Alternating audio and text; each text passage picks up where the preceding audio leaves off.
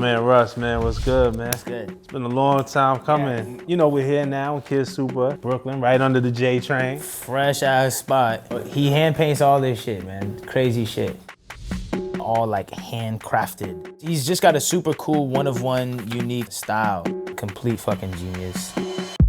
Man, this space was very, very influential to you during your come up, right? I would stay here for like weeks on end. I would just stay in the basement. This is a classic staple of the KidSuper store and basement studios behind the M&Ms.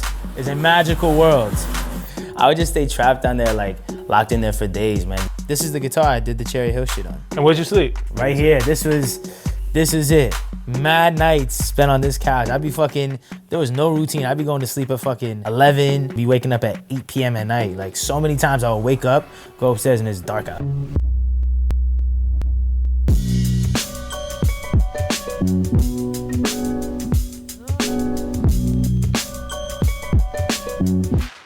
When did you first get inspired to do music? I think like 7.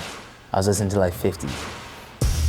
What was it about 50 Cent that spoke to a 7-year-old Russ? I don't know. I think maybe because like before that I was listening to a lot of melody-based music. 50 and Eminem like are some of the most melodic rappers.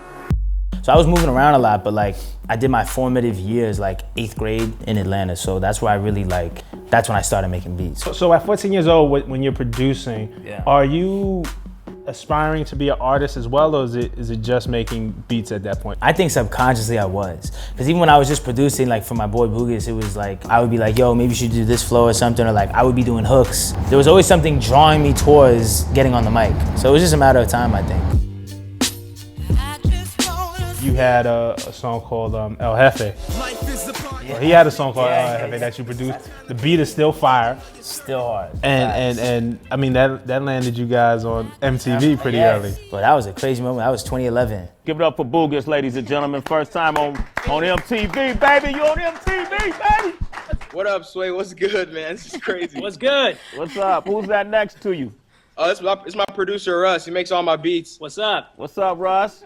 Chillin', man. What's good? Yo, that's my dog Russ right there, Trina. Some people think now, oh, Russ is cocky now that he got on. It's like anyone that knows me, like, yo, from 2010, my first Twitter handle was @IMakeClassics. So it's like, I've been feeling like this. I've known you for a few years, so this is just how I've always known you. But where do you find that confidence from? Because a lot of people could get further in life and accomplish their dreams if they had that unwavering confidence. You know where else it came from? It was basketball. So I was always playing basketball since I was like 5, and I was always the smallest one, and like, you know, people would always be doubting. So like, I always had that chip in my shoulder from like my basketball years. So I think that kind of like mindset, you know, basketball, it's like, it was always about proving yourself on the court. And you go super hard because it's that chip on your shoulder athlete mentality, just trying to ball out and prove yourself. So there's parallels with it. I'm coming straight from Atlanta, Fulton County shit. I got it. You know, before this album, you know, your fans know about the 11 mixtapes, the grind that you went through. Like, so you telling me after like mixtape 6, maybe like after Colorblind, like you was like, you know what? I'm off of this. Bro, nah, like I was going so hard. I was like, I would put it out and be like, on to the next. Because I was never that attached to the results. I was more attached to the idea of making songs. I fell in love with the games, not the points. I think I say that in the booklet. It's like, success to me is bouncing from failure to failure without losing enthusiasm. Was each mixtape that you think like, oh, this is the one that's gonna get a sign? Yeah, every single time. Every single time I was like, oh, this is gonna blow. We'd always be in the basement and be like, yo, this one's gonna get 1 million plays. Like, this is gonna get 1 million plays. We used to always just be saying that, 1 million plays, 1 million views. And it's crazy that, like, you know, it ended up happening with a lot of this stuff, so. Last June, I was broke. This June, I made 100. Before and after didn't change me, though I stayed 100. Oh, the Russ Shrine. This is like a bunch of ideas for the album cover. So this is fucking legendary, bro. This is, once again, all like handcrafted by KidSuper. I mean, a lot of this shit is crazy, bro. And what's that? That's in the this album is in the insert. booklet. Yeah, this is the album explanation. The wolf represents success and me blowing up. I was constantly the boy crying wolf to everyone, telling everyone I was gonna blow up, telling everyone the next song, next album, next video was gonna blow up. And it would never happen. So now that it's happened, it's like, oh fuck, there's really a wolf. There's really a wolf. Yeah. Like when does the process of making this album begin? Because it feels very fluid to me. It started before I got a SoundCloud. I had 11 projects out. After the 11th one, I was like, all right, I'm gonna make the 12th one now. But when I was starting to make it, I was like, all right, I can't just put out another one and it just be on deaf ears again. Like, I gotta do something to get a fan base. What They Want was a big one for you, and very popular on SoundCloud, millions of plays. Yeah. What they want, what they want, what they want. How did it feel to hoist that platinum plaque for What They Want?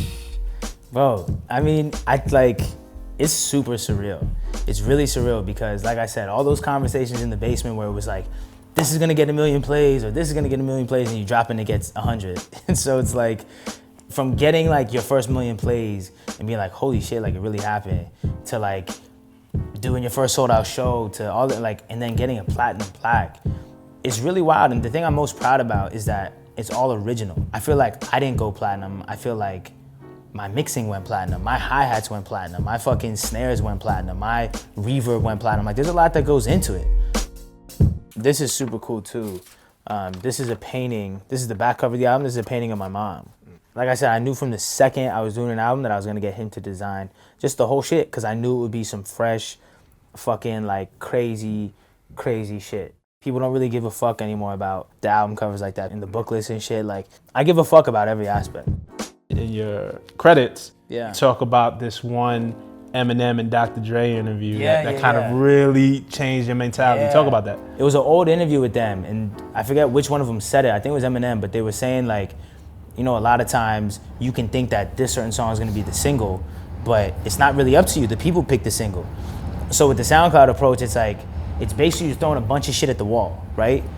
And like, inevitably, some of it is gonna stick, some of it is not, but like, it's cool because the fans will tell you what it is. You know what I'm saying? Like, it makes picking a set list easy. It's like, makes taking songs to radio easy. It's like, yo, you need a 20-song set list? Pick the top 20 on your SoundCloud. You know what I'm saying? So Cherry Hill was just one of those ones where I recorded it, and I was like, this is way better than all this shit. It needs to go on the album. And it just, like, it kept making the cut every week. When I put out a song, I was like, yeah, this is not fucking with Cherry Hill. This isn't fucking with Cherry Hill. It just made the cut all the way until now.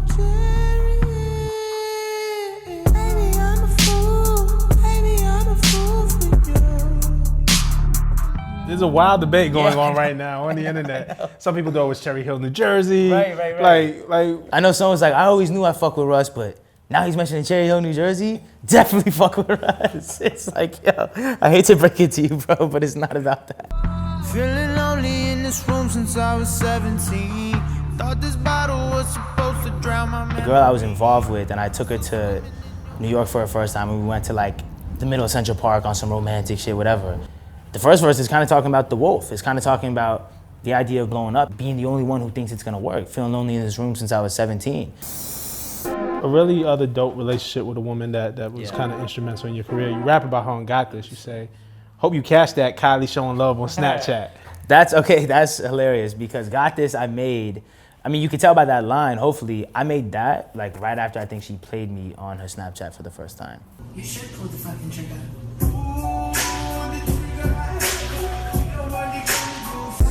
Hope you catch that. Kylie showing love on Snapchat. Going back to the album has a lot of melody on it. It's a mixture of things. Some of my favorite tracks, I'm Here. Yeah. Because it's just rapping. Just bars. Talk about that side of you, that MC side of you, that competitive side of you. Well, I mean, bro, that's the thing. Like, I really be rapping. You know what I'm saying? And I really try and like, I wanted to make sure. I knew from the second I was making the album, I knew the first song and the last song had to be straight bars. Because I like making those songs anyway. If you go on the SoundCloud, there's songs where it's straight bars, Tsunami, Longevity, like all types of shit. But it's like, I knew that people's perception of me might be like, he be singing, he be doing all these melodies and shit. So I knew I wanted to come through with like, all right, the first time you fucking press play on the debut album, you're getting chomped for 4 minutes. So that there's no more like, after this point, I don't think that there's gonna be any more kind of like, oh, Russ doesn't rap. MVP. Yes. Funny because it ends with a cliffhanger, like I'm going through the album and MVP comes on and I'm there. The lyric I was talking about, you say, up at the studio. I already know it's just, yep. Mm-hmm. Drake is just a room away. Maybe I should barge in, maybe I should wait. It's gonna be a funny story a couple months from today when I tell it and it's like. There was a picture that Future put up on his Instagram and it was like him and Drake in the studio.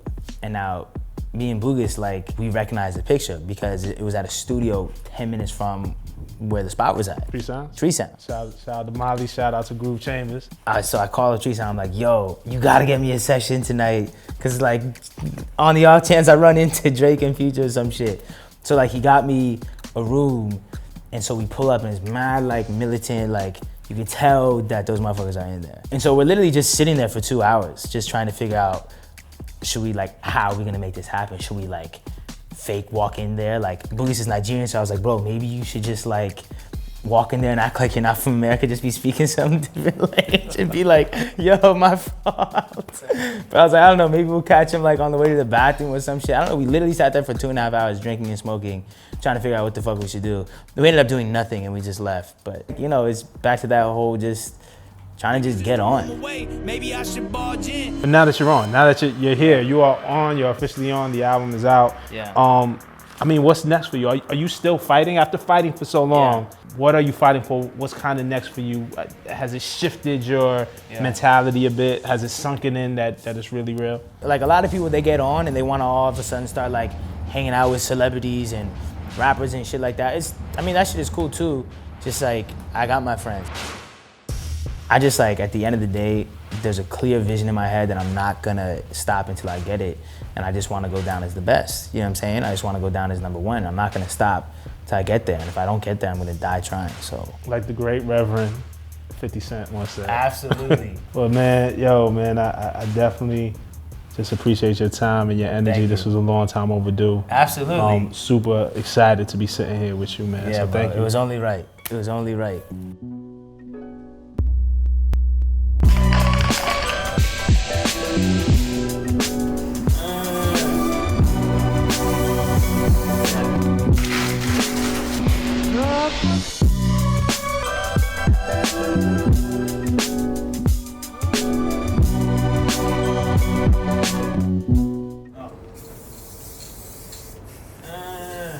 Young Banksy in the flesh with it.